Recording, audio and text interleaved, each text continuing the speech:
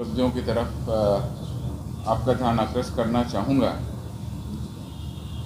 जैसा कि आप लोगों को पता है कि बिहार पुलिस केंद्रीय अर्धसैनिक बलों के साथ मिलकर के लगातार नक्सल प्रभावित क्षेत्रों में कार्रवाई कर रही है और नक्सल प्रभावित क्षेत्रों में जहां नक्सलियों का दबदबा माना जाता था, वैसे तमाम क्षेत्र थे, उन सभी पर पुलिस के द्वारा लगातार कार्रवाई की जा रही है। और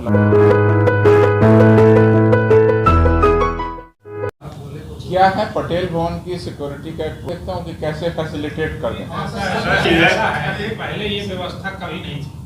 कोरोना काल में क्या पता खतरा कैसे बढ़ा, समझ में नहीं आया हम लोग। इसके पहले खतरा नहीं था। नहीं, वो एक सिस्टम आप बोल दीजिए कि कार्ड देख लीजिए, जो करना है। हाँ वही लेकिन ये बार बार रोक के साइन कराना, आप भी बुला रहे तो भी वही हाल है हमारा। नहीं, साइन कराने की आप कहाँ जाइएगा बताइए। जो हो गया। अरे भाई, पटेल भवन की सिक्योरिटी का एक प्रोटोकॉल बना हुआ है। इसमें पुलिस विभाग के अलावा गृह विभाग और आपदा प्रबंधन और बाकी संवेदनशील विभाग कार्यरत, उसकी एक कमेटी बनी हुई है। होम डिपार्टमेंट के अधीन एक सिक्योरिटी की कमेटी बनी हुई है। तो वी विल लुक इनटू, आपको कोई दिक्कत नहीं हो। खासकर जब 2 दिन हमने आपको बुलाया तो हम एक नीचे आदमी रख देंगे, आपको लेके ऊपर आए।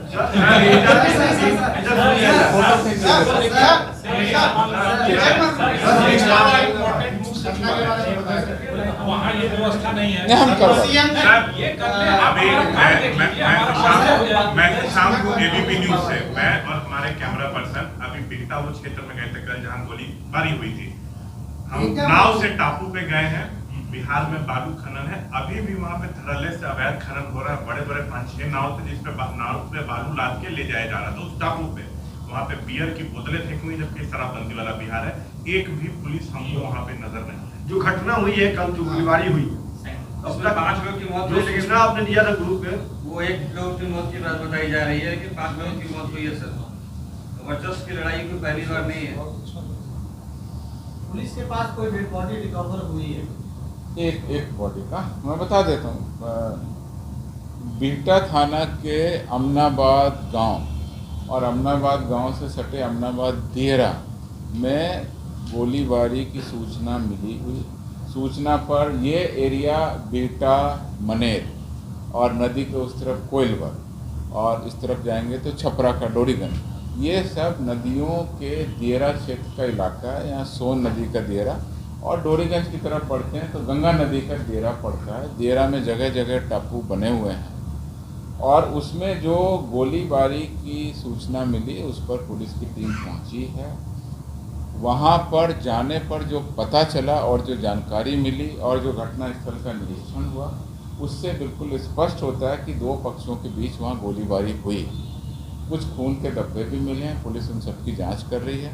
50 वहाँ खोखे मिले हैं, जिससे पता चलता है कि वहाँ गोलीबारी हुई है। एक व्यक्ति की मनेर सरकारी, एक व्यक्ति की जिसका नाम विमलेश कुमार, जो इस दियरा में मजदूर के रूप में काम करता था, उसकी गोली लगने से मृत्यु की बात पता चली है। चांदी थाना भोजपुर का ये रहने वाला था। वहाँ पर उनके परिजनों द्वारा फर्द बयान दर्ज कराया। पुलिस को तत्काल जैसे ही सूचना मिली, ये कहा गया था कि कितने लोगों को गोली लग सकती है, लगी हुई है, या कितने लोगों की मृत्यु होने की संभावना है, पूरी छानबीन की जाए। पुलिस के द्वारा आसपास के गांव में, बिहटा में, मनेर में या आसपास के सरकारी अस्पतालों में या प्राइवेट अस्पतालों में जांच किया गया। अभी तक मेरे पास में जो सूचना है उसके अनुसार किसी अन्य व्यक्ति के गोली से जख्मी होने का कोई भी व्यक्ति वहां भर्ती नहीं हुआ है। आज सुबह ही पुलिस को पुनः निर्देश दिया गया है कि उस इलाके में कॉम्बिंग ऑपरेशन तैयार करें, फोर्स को जुटा करके, और फोर्स के साथ में आसपास के इलाकों के थाना प्रभारियों के सहयोग से कॉम्बिंग ऑपरेशन करें। इस पूरी घटनाक्रम में कांड दर्ज करके जो वांछित अभियुक्त हैं, जो इस कांड में किए हैं, उनके विरुद्ध में विधि सम्मत कार्रवाई और ठोस कार्रवाई बहुत जल्दी करने का निर्देश दिया। सर अभी वहाँ पे अगर हम बात करते हैं तो ये कोई नई बात नहीं है। इसके पहले भी गैंगवार हुआ, कई बार बालू माफिया लॉ एंड ऑर्डर को पूरा हाथ में लेकर जिस तरह से ये ढेर हो रहा है, क्या लगता है पुलिस के लिए चैलेंज नहीं है? जो आपने बात कहा वो निश्चित रूप से चुनौतीपूर्ण है। पुलिस के साथ साथ जो हमारा माइनिंग डिपार्टमेंट है उसकी भी जिम्मेवारी है, पुलिस की भी जिम्मेवारी है, और पुलिस की जिम्मेवारी के तहत ही पुलिस ने वहाँ पर जाके कार्रवाई की, सारा जो अभी तक घटनास्थल का निरीक्षण किया है। और अब पुलिस चूँकि क्रिमिनल कांड दर्ज हो गया है तो पुलिस इस मामले को और गंभीरता से लेगी, और इस मामले में जो भी अभियुक्त पकड़े गए हैं, जिस अभियुक्तों की शिनाख्त हो जाएगी उन अभियुक्तों को पकड़ने की कार्रवाई करेंगे। मैं आपको बता देता हूँ, पिछले कितने दिनों 1 जून से 31/9 तक, मतलब ये 3 महीने जब बालू का खनन बंद रहता है, जून से लेकर के अभी सितंबर तक, 21 सितंबर तक की सूचना। कब तक की है? 21 तक कुल 44 कांड दर्ज किए, 44 FIR, सैकड़ों पोकलेन मशीन, सामान, बहुत सारी गिरफ्तारी। मेरे पास फिगर, रानी तालाब में 16 कांड, बीटा में 11 कांड, मनेर में 6 कांड, दानापुर में 5, पालीगंज में 2, शाहपुर में 1, सिगौड़ी में 1, दुल्हिन बाजार में 1, विक्रम में, कुल 44 कांड। मैं फिगर बता दूं, 5 Poclain, 2 tractor, 1 Hyva, 8 tractor, 1 tractor, ये तरह तरह की हमारे पास में सूचनाएं हैं। कुल 44 घटनाओं में क्या क्या पुलिस ने कार्रवाई की, ये केवल 3 महीने। अगर इस 3 महीने के अलावा मैं इस साल की आपको बात बताऊं, मेरे पास में फिगर है, दानापुर अनुमंडल, केवल दानापुर अनुमंडल, जून में 15 छापेमारी की गई, 10 प्राथमिकी हुई, 8 गिरफ्तारी हुई व्यक्तियों की, अभियुक्तों की, और 39 जब्त वाहन, जिसमें 14,25,000 करीब दंड की राशि बरामद की गई है। ये विभिन्न प्रकार की जो मेरे पास में खनन परिवहन से संयुक्त कार्रवाई की रिपोर्ट है वो है, उसी का समरी है। और जुलाई में 14 छापेमारी, 9 प्राथमिकी, 57 वाहनों को जब्त किया गया, 20 लाख दंड की राशि है। इसी तरह से 16 छापेमारी, 9 प्राथमिकी अगस्त में हुआ, 65 जब्त वाहन है, इसमें 25,21,864 रुपये की दंड की राशि बरामद की गई है। 25 सितंबर तक 2 प्राथमिकी दर्ज हुई हैं, 30 वाहन जब्त किए गए, इसमें दंड की राशि अभी खनन कार्यालय से प्राप्त नहीं हुई।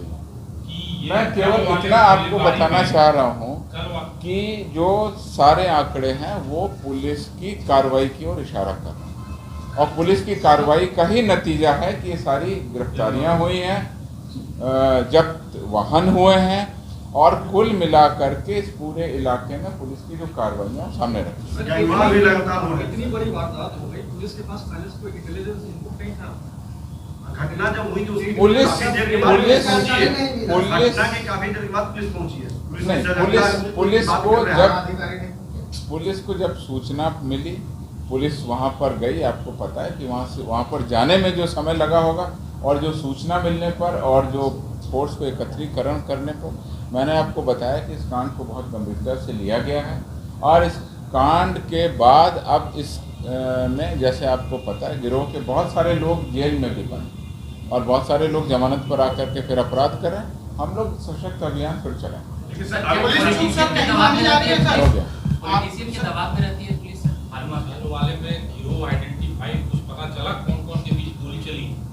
जानकारी पुलिस के द्वारा इसमें कार्रवाई की जा रही है, और पुलिस इसमें कार्रवाई करके आपको जब गिरफ्तारी कर लेगी आपको बता देगी। मुख्य रूप से 2 गिरोहों के वहां पर कार्यरत रहने की सूचना, एक फौजिया गिरोह के नाम से जाना जाता है, पूरा नाम मेरे पास में नहीं है, और एक दूसरा है सिपाही गिरोह का जो मुख्य सरगना है वो जेल में है।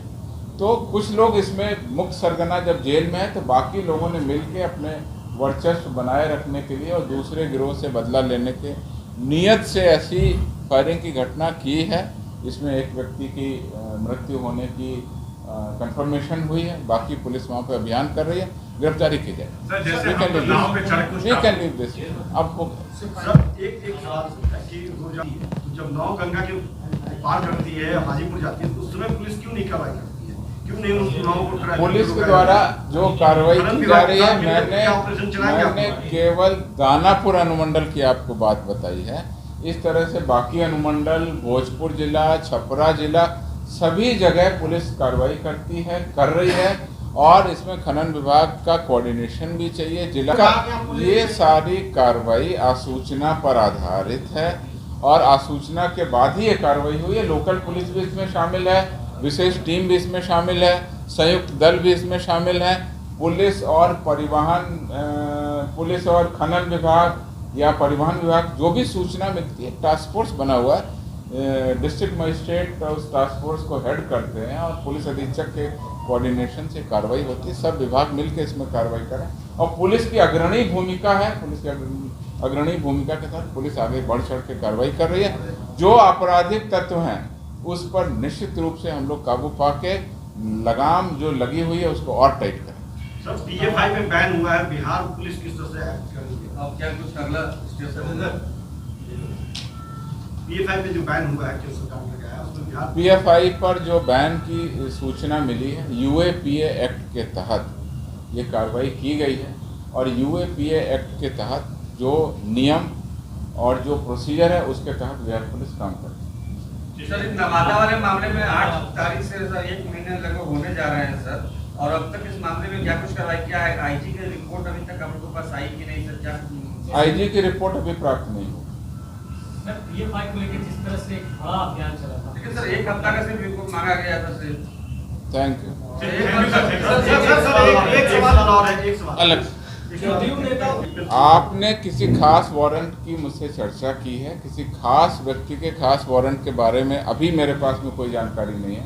मैं आपको ये आश्वस्त करना चाहता हूँ कि न्यायालय के निर्देशानुसार वारंट की जो तिथि है, वारंट का जो प्रकार है, उसके अनुसार इसका तामीला किया जाएगा। पुलिस हमेशा से न्यायालय के आदेशों का पालन करती रही है और उन आदेशों का पालन किया जाए। लगातार सफलताएं भी मिल रही हैं।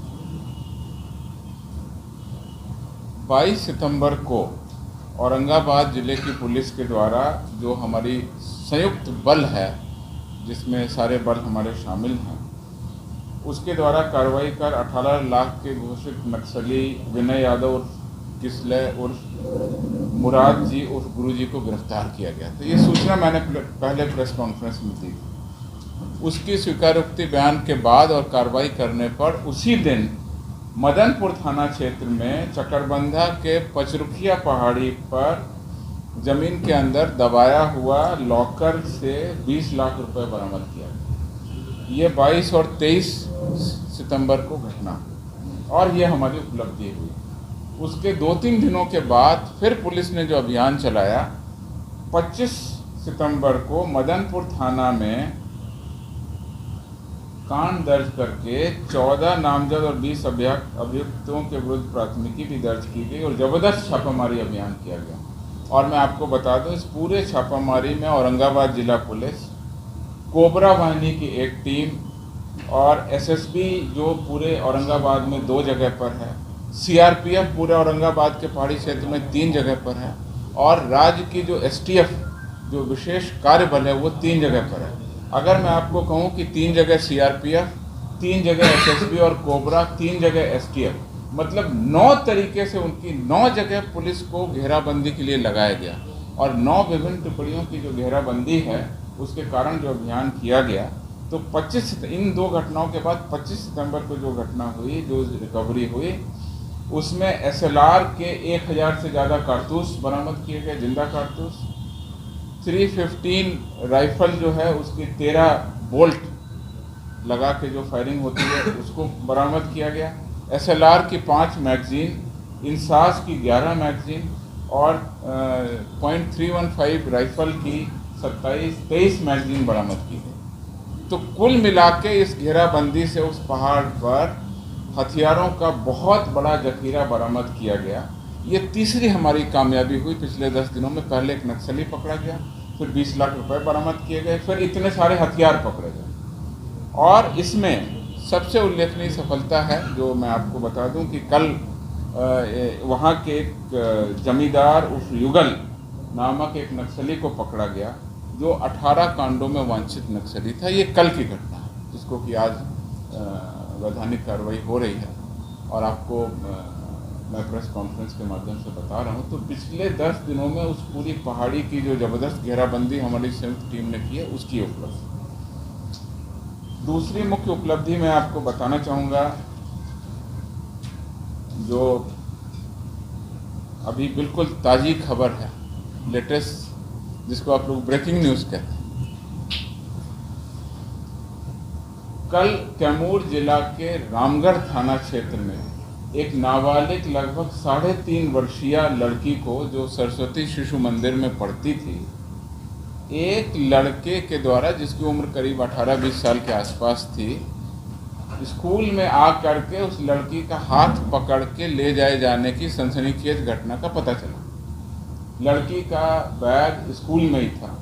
जैसे ही पुलिस को पता चला, पुलिस वहाँ पहुँची, छानबीन शुरू किया गया तो पता चला कि कभी भी वो 3.5 साल की लड़की किसी बाहरी आदमी के साथ में जाने का कोई मामला नहीं बनता है।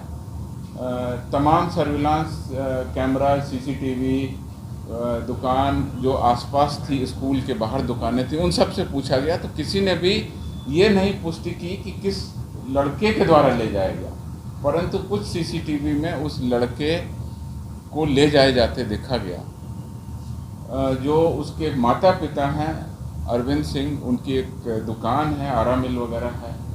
तो बहुत तरीके की तरह तरह की संभावनाएं व्यक्त की जाने लगी। पुलिस की सारी टीम लगी, पुलिस अधीक्षक कैमूर स्वयं वहां पहुंचे और सब तरह से जो भी तकनीकी साधन हो सकते थे उसके आधार पर ट्रैक किया गया, लोकेशन लेने की कोशिश की गई और तमाम जो सूत्र लगाए गए उसके आधार पर आज सुबह 7 बजे उस लड़की को हजारीबाग के रामगढ़ जिला से बरामद कर लिया गया। लड़की को मुक्त करा लिया गया है, अपहर्ता गिरफ्तार हो गया है और इंडिका कार को भी वहाँ पे रोका गया है।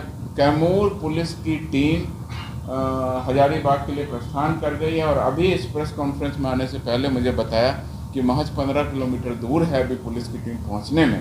जब वहाँ पहुँचेगी उससे पूछताछ की जाएगी तो सारी बातें और सामने आएंगी। इस प्रकार से सनसनीखेज नाबालिग बालिका के अचानक स्कूल से ले जाए जाने के पीछे पूरा का पूरा उद्भेदन पुलिस ने 24 घंटे के अंदर कर दिया। 2 दिन पहले एक और सनसनीखेज अपहरण की सूचना मिली थी कि भागलपुर जिले की ये घटना थी। भागलपुर जिले के घोघा एक ओपी है, उस घोघा ओपी में रूपन मंडल का एक पुत्र है। रूपन मंडल का एक पुत्र है जो नंदन कुमार, वो घर पर नहीं है और कुछ सूचनाएं उसके दोस्तों के द्वारा इस तरह से पुलिस को दी गई कि 3 मोटरसाइकिल पर 5 अज्ञात अपराधकर्मी उसको ले गए। पुलिस के द्वारा तत्काल SIT का गठन किया गया और आसपास से जो पूछताछ की गई तो उसमें मामला कुछ संदिग्ध नजर आया। पुलिस के द्वारा तत्काल उसके बैंक अकाउंट और बाकी सब चीज़ों का जब एनालिसिस किया गया, जो तथाकथित अपराध था, तो सारी की सारी बात पता चल गई और ये पता चल गया कि उस अपहृत नंदन कुमार का अपहरण नहीं हुआ था, जबकि वो ऑनलाइन गेमिंग खेलते थे, क्रिकेट मैच में पैसा लगाते थे, जिसमें पैसा नहीं रहने के कारण इनके द्वारा अपहरण की झूठी कहानी बनाकर पिता से पैसे लेने के लिए इस तरह का नाटक किया गया। तो इस घटना का भी पुलिस के द्वारा उद्भेदन कर दिया गया। इसके अलावा नवादा के मुफस्सिल थाना क्षेत्र में एक गांव का पुल है, उसके पास एक पक्की सड़क पर 2 मोटरसाइकिल सवार 4 अज्ञात अपराध कर्मियों द्वारा एक माइक्रो फाइनेंस कंपनी थी, फ्यूजन माइक्रो फाइनेंस कंपनी, उसके पंकज कुमार जा रहे थे, उनका 1,15,000 रुपये लूट लिया गया, एक मोबाइल फ़ोन लूट लिया गया। इस घटना की, ये 16 सितंबर की घटना है, इस घटना का बहुत जल्दी उद्भेदन कर लिया गया और इसमें 4 अपराधकर्मी सभी नारदीगंज थाना नवादा के थे, जो कि मुफस्सिल थाना नवादा से कुछ दूरी पर है। उसके अपराधकर्मियों को गिरफ्तार कर लिया गया। 2 मोटरसाइकिल अपराधकर्मियों की बरामद कर ली गई है। उसके अलावा और मोबाइल फ़ोन जो बरामद हो गए हैं, तो कुल 5 मोबाइल फ़ोन बरामद हुए हैं, नगद राशि 17,000 करीब बरामद कर ली गई और 4 अपराधकर्मी गिरफ्तार कर लिए। इस प्रकार से इस लूट का सफल उद्भेदन हुआ है। एक और महत्वपूर्ण सड़क लूट की घटना हुई थी रोहतास में, जिसमें नोखा थाना के पास भारत माइक्रो फाइनेंस कंपनी के कर्मचारी ऋषि कुमार ये मोटरसाइकिल पर जा रहे थे। इनके द्वारा सूचना दी गई कि 60,000 रुपये इनका लूट लिया गया और इनको गोली मार दी गई। बाद में इनकी मृत्यु हो गई। तो एक लूट और हत्या का ये कांड दर्ज हुआ 23 सितंबर को। एक हफ्ते के अंदर में ही टेकेंट और ह्यूमन, जिसको मैं कहता हूँ मानवीय आसूचना और तकनीकी आसूचना, दोनों का सही तरीके से एनालिसिस किया गया। वैज्ञानिक अनुसंधान करते हुए 4 अभियुक्तों को गिरफ्तार कर लिया गया। उनके पास से लूटी गई राशि में से 8,200 रुपये बरामद कर ली गई। 2 देशी कट्टा और 1 पिस्तौल भी बरामद कर लिया गया और इस प्रकार से इस पूरे घटनाक्रम का उद्भेदन कर दिया गया। ये कुछ महत्वपूर्ण अपराध की घटनाएं थीं। अब मैं आपको 2 महत्वपूर्ण जो लॉ एंड ऑर्डर संबंधी हमारी विशेष जानकारी है उससे मैं आपको अवगत करा दूँ। सबसे पहले मैं आपको क्लोजर रिपोर्ट हमने मंगाई थी। कोई भी फेस्टिवल जब होता है तो हम लोग एक क्लोजर रिपोर्ट मंगाते हैं कि उसमें किस तरह का डिप्लॉयमेंट रहा। पितृपक्ष गया की क्लोजर रिपोर्ट प्राप्त हुई है हमारे पास में। तो आपको पता है कि 9 सितंबर से 25 सितंबर तक पितृपक्ष मेला निर्बाध और शांतिपूर्ण रूप से संपन्न हुआ। इस वर्ष लगभग 10 से 12 लाख श्रद्धालुओं के पितृपक्ष मेला में आए जाने का अनुमान प्रारंभिक रूप से लगाया गया है। फिर भी उसकी डिटेल अभी गणना की जा रही है, जो तरीके जिला प्रशासन ने लगाए। प्रतिदिन लगभग 15 से 20,000 श्रद्धालुओं का आगमन हुआ तथा विशेष तिथियों में, जो पितृपक्ष की विशेष तिथि हैं, उसमें एक दिन में 50 से 60,000 लोगों के भी आने की सूचना मिली। श्रद्धालुओं की इतनी बृहद संख्या आने के दृष्टिकोण से सुरक्षा व्यवस्था, यातायात, श्रद्धालुओं के आवासन, विधि व्यवस्था संधारण तथा अपराध मुक्त आयोजन एक बहुत बड़ी सफलता गया पुलिस प्रशासन और गया प्रशासन की देन है। इस कुशल प्रबंधन के लिए और मुख्यालय के स्तर से जो अनुश्रवण किया गया और कर्तव्यों की सही प्रकार से जिम्मेवारी जो निर्वहन हुई है, उसके लिए सभी बधाई के पात्र हैं। इस पूरे प्रशासनिक प्रबंधन में 4,500 से ज़्यादा पुलिस पदाधिकारी और कर्मियों की प्रतिनियुक्ति की गई, जो 24 घंटे कार्यरत रहे।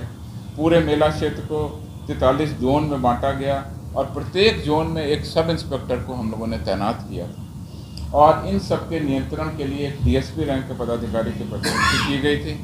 कुल 70 पुलिस के शिविर बनाए गए थे। इस शिविर में भी हमने दरोगा और एएसआई स्तर के कोटियों को प्रतिनियुक्त किया था। संवेदनशील स्थानों पर 3 पाली में तथा अन्य शिविरों में हमने 2 पाली में डिप्लॉयमेंट किया।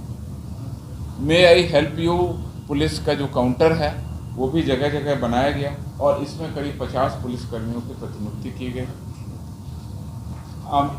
अराजक तथा असामाजिक तत्वों पर रोकथाम के लिए 50 पुलिसकर्मियों को सादे लिबास में आसूचना के लिए उस पूरे इलाके में तैनात किया गया, जो कि मेला के विभिन्न क्षेत्रों में घूम रहे थे और आवागमन के विभिन्न मार्गों पर भी तैनात थे। 2 कंट्रोल रूम की अरेंजमेंट किया गया। सीसीटीवी के माध्यम से निगरानी रखी गई और कोई भी दिक्कत आने पर, कोई भी समस्या आने पर जो हमारी अलग अलग टीम पूरे मेला के लिए थी, वो कंट्रोल रूम के माध्यम से वरीय पदाधिकारियों से कंट्रोल में थी। आगंतुक श्रद्धालुओं से फीडबैक भी लिया गया।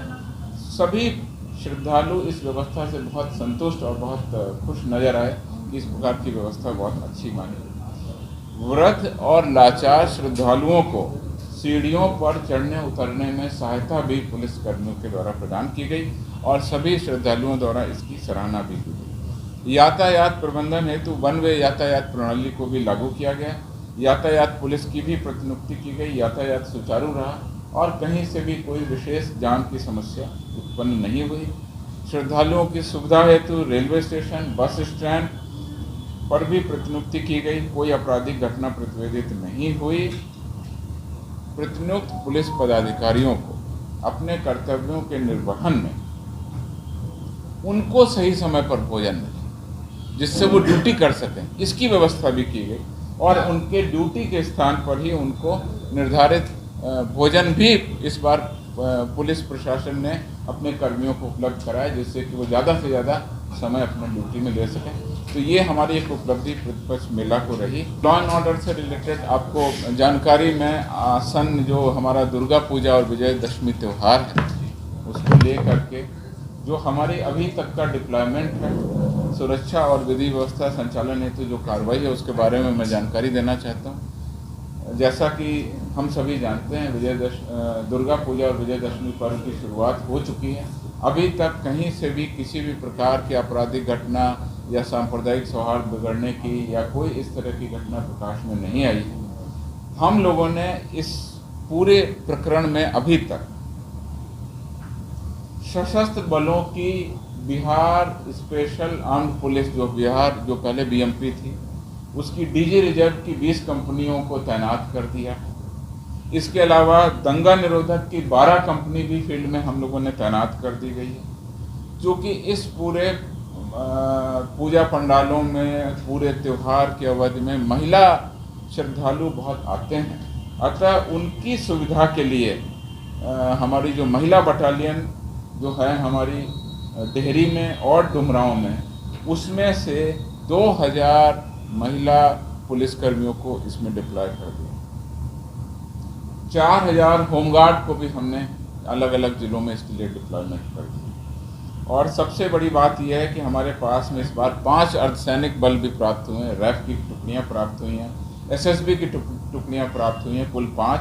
उनको भी हमने पटना, भागलपुर, गया, नवादा और सिवान जिला में तत्काल रिक्रूट कर दिया गया, जो वहाँ की जिला की विधि व्यवस्था नियंत्रण करने में हमारी मदद करेंगे। हमारे बहुत सारे कर्मी ट्रेनिंग पा रहे हैं और इस बार हम लोगों ने व्यवस्था की है कि जो ट्रेनिंग कर रहे कांस्टेबल हैं, उनको भी लॉ एंड ऑर्डर का डिप्लॉयमेंट का आइडिया हो, ये ट्रेनिंग का उनका पार्ट है। तो इस प्रकार से हमारे यहाँ जो ट्रेनिंग पा रहे 8896 ट्रेनिंग करने वाले सिपाहियों को भी इस बार हमने फील्ड में तैनात तो हो गया कंप्लीट बुनियादी प्रशिक्षित सिपाही जो अभी आए हैं उनको दिया। प्रशिक्षणरत जो हमारे सिपाही हैं, प्रशिक्षणरत जो सब इंस्पेक्टर जो अभी कैंपस में हैं 2199, उनको हमने ट्रेनिंग सेंटर से हटा के अभी जिलों में दे दिया है। 33 पुलिस उपाधीक्षक हैं हमारे, जो हमारे बिहार पुलिस एकेडमी राजगीर में तैनात हैं और जो वहाँ ट्रेनिंग ले रहे हैं। ऐसे 33 पुलिस उपाधीक्षकों को भी हम लोगों ने ट्रेनिंग के दौरान उनकी विधि व्यवस्था ट्रेनिंग के लिए ज़िले में भेजा। तो ऐसे 33 डीएसपी हमने ज़िले में दे दिए। पटना ज़िले की विशेष सुरक्षा व्यवस्था, विधि व्यवस्था और यातायात प्रबंधन को देखते हुए पटना ज़िले के लिए 10 अतिरिक्त पुलिस उपाधीक्षकों को हमने पटना ज़िले में तैनात कर दिया। जिलों में प्रेस एवं मीडिया कोषांग या मीडिया सेंटर का निर्धारण किया गया है। सभी पुलिस अधीक्षकों से कहा गया है कि वो अपने अपने ज़िलों में अपने स्तर से नियमित प्रेस ब्रीफिंग का समय, दिवस, स्थान सब तय करें। तो वो सूची मुझे प्राप्त हो गई है। मैंने पिछली बार आपसे कहा था कि वो मैं अगले फ्राइडे को आपको दे दूंगा। तो मैं चाहूँगा कि इसकी प्रति आप आज अभी अपलोड कर देंगे। कम से कम हफ्ते में 2 दिन नियमित प्रेस ब्रीफिंग का समय, स्थान और दिवस चिन्हित हो जाए। ससमय पहुँचे, सही तरीके से पहुँचे, कोई संवाद में कमी नहीं रहे। और आप लोगों से ये रिक्वेस्ट है कि कोई भी सूचना आपको मिलती है तो आप भी उसको फॉरवर्ड करें, बताएं और पूछ लें। और जो सही बात है वो जनता के सामने आनी चाहिए। आपकी जिम्मेवारी और हमारी जिम्मेवारी, इन दोनों की जिम्मेवारी ये है कि आम जनता को सही सूचना और जो सही तथ्य हैं वो सामने आए, पुलिस की जो उपलब्धि है वो सामने आए, जो अनावश्यक कहीं पर विवाद उत्पन्न हो जाता है वो न हो और सही सूचना सर जब कैसे आएगा एडमिन को क्या कर रखा है पुलिस मुख्यालय के ग्रुप में, पहले हम लोग कुछ लिख पाते थे, बता पाते थे, वो तो ब्लॉक कर दिया। वो हमने जो कैसे आपको उम्मीद करते कि हम लोग सूचना देंगे? बात जो हमने ग्रुप बनाया है वो सूचना देने के लिए आपको बनाया है। आप सूचना हमको देना चाहते हैं तो मेरे व्हाट्सएप ग्रुप पर डाल दीजिए, क्योंकि हम एक दूसरा ग्रुप बनाएंगे तो उसमें बहुत सारी सूचनाएं आ जाएंगी। हम बना सकते हैं, कोई दिक्कत नहीं। सर ये बताइए सर, जो बालू की घटना हुई है, जो गोलीबारी हुई है